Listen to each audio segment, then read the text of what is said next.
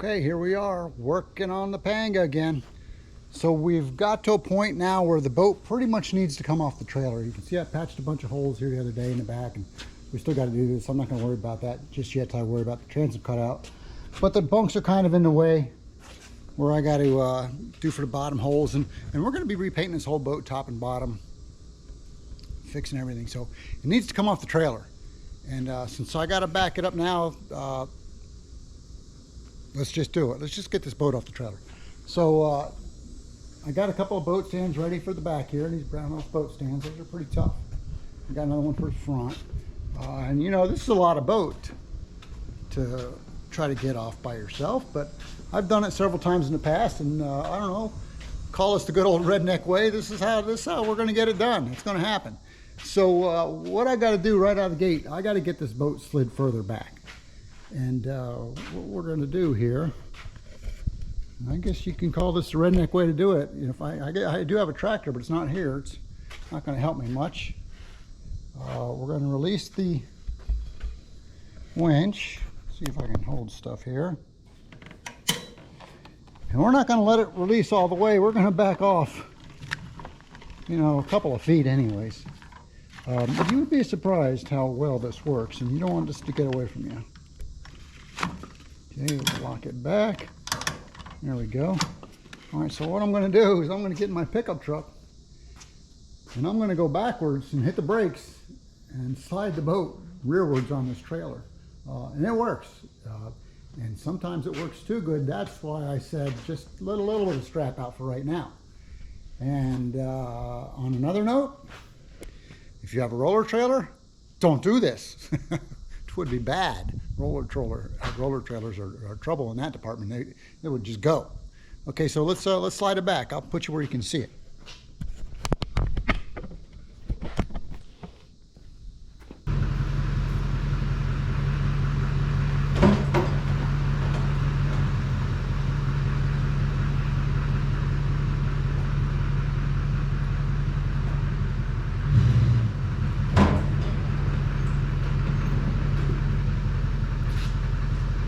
All right, that wasn't very much.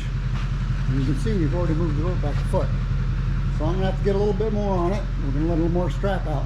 We gotta get this boat, and there's a lot of boaters, no tongue weight, or I should say there's a lot of tongue weight because there's no motor on the back. We're gonna have this boat hanging off these bunks a couple, 3-4 feet. And then what we're gonna do is we're gonna get these jack stands underneath the back, and we'll jack the front of the boat up. And that'll put the weight onto the stands, and then we can ease the trailer out from underneath it. There's two ways you can do that. One is with the jack underneath the boat, jack up underneath the center, pull the trailer out a little bit, put it back down, move the jack, and do that several times till you get it all the way out. And another way, I'm going to show you here in a minute, but let me get this slid back a little further.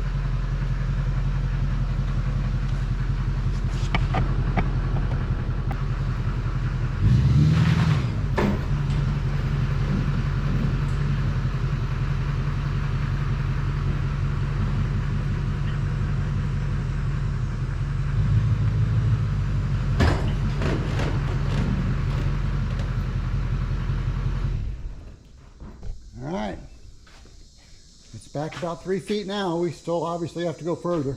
And not only we're going to be doing this whole boat, but we got to rebuild this trailer as well. I mean, it's functional, but it's when the boat's off, that's the time to do it. We're going to go through it soup to nuts, as they say.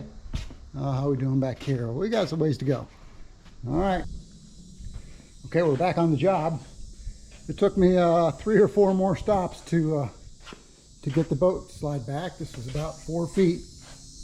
Went back to, and it still had tongue weight on the trailer. That's important. You don't want it to spring up off of there. Okay, so now we're sitting on there. You can see I got my motor hoist in the front. I get a lot of miles out of that motor hoist. And this works great, but you know what? I got a concrete pad here. If you're out on dirt, you'd have to put plywood underneath there or something. What we're gonna do here in the back, I've already got my jack stands in the back now. And this is why we had to get the boat off the rear of the trailer and get it up higher. We've got this in the right spot, and we've got a chain. These are made to chain together so it can't spread on me. It's important. Last thing you would want is for this boat to drop to the ground, because then I'd have a real problem getting it back up. This is a big boat for doing this, but it's very doable. So what we're going to do now, the trailer's still hooked to the truck. I'm going to elevate the front of the boat with this motor hoist, and I've got it on its short setting. So on the short setting, it's 2 ton, 4,000 pounds. Dry weight on this boat is 2250, and I promise you it's dry right now because everything's gutted out of it and the fuel's out of it, and it's about as light as it's going to be. So we're going to crank up the front, get it elevated, and that'll allow us to pull the truck forward, oh, you know, probably about 4 feet till it hits that jack. And that'll be enough that we'll get the floor jack up underneath the V of the boat behind the last axle, and we'll be able to pull the trailer out the rest of the way. That's the plan. Let's see if it works. All right, let me get the truck running and get things going. Okay, I was just double checking everything, make sure my stands are secure, they're even, they're the same height. Another reason we're taking this boat and putting it on jack stands, we're cutting the floor out of this thing. And there's a lot going on with this boat. It's got a liner and there'll be a lot of floor there, but really anytime you're doing structural work to a boat, you need to have it blocked so that the hull can't twist. You know, especially if you're putting in stringers or a whole floor, something of that nature, you'd be amazed how much your hull can twist. And then you build it all back, you do it on a trailer, and especially if your tongue jack is off to the side, that trailer's twisted, you don't realize it. When you build your boat back, you build back a crooked boat. So we want this thing blocked up and ready. So I've just double checked my jack, I'm confirmed. I'm pulling right straight down the center here. I got a couple pieces of wood in there so it does not damage the boat. We're sitting solid on the back. I double checked my chains, that's all good. And we're in the same place on both sides. Same place on both sides, so we're gonna have a good even pull. All right, well, this really doesn't take long. If I was doing it myself, I'd probably do it in 20-30 minutes. Obviously, it takes longer setting up the camera, but let's go ahead and crank this up.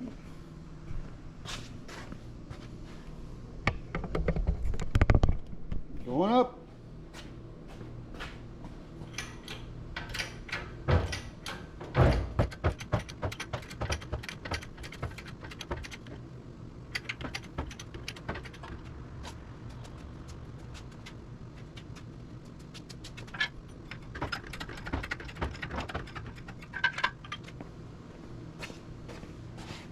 Okay, it's got us clear of the trailer all the way underneath. It's just barely touching them back 2 corners back there.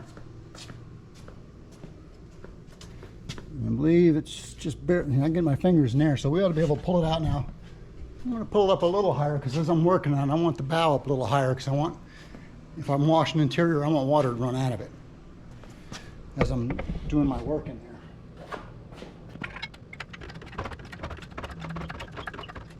Okay, here we go. You're either going to witness this working fine or you're going to witness the biggest fail.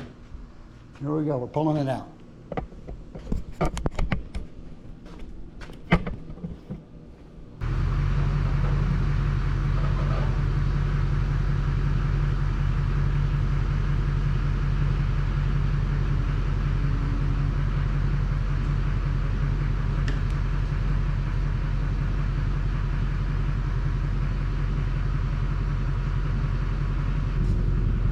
Ooh, we about got it licked.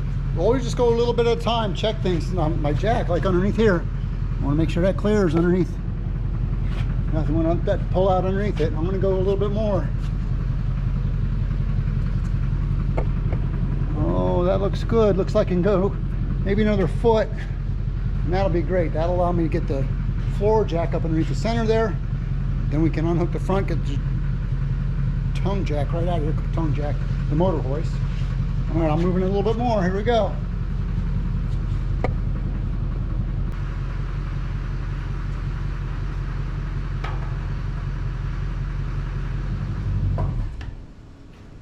Okay, that's as far as we can go right now because the trailer just met to the jack there.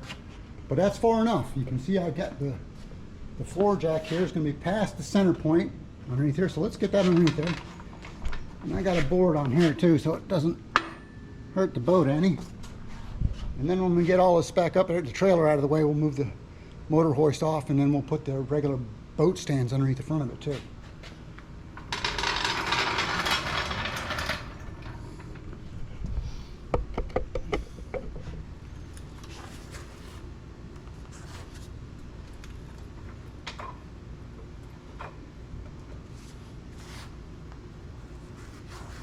Okay, you want to make sure that jack is right dead center on that keel.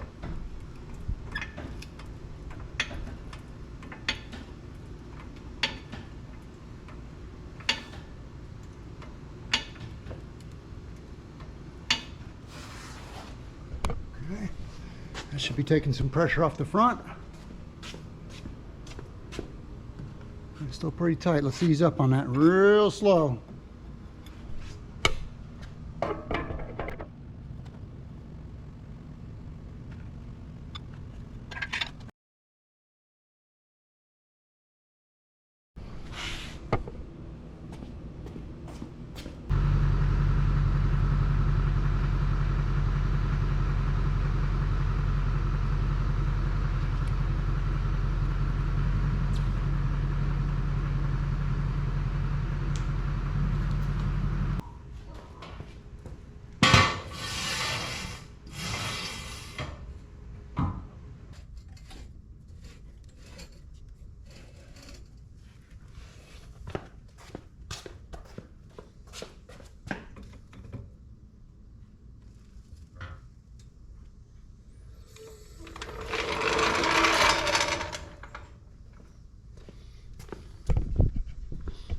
Just like that.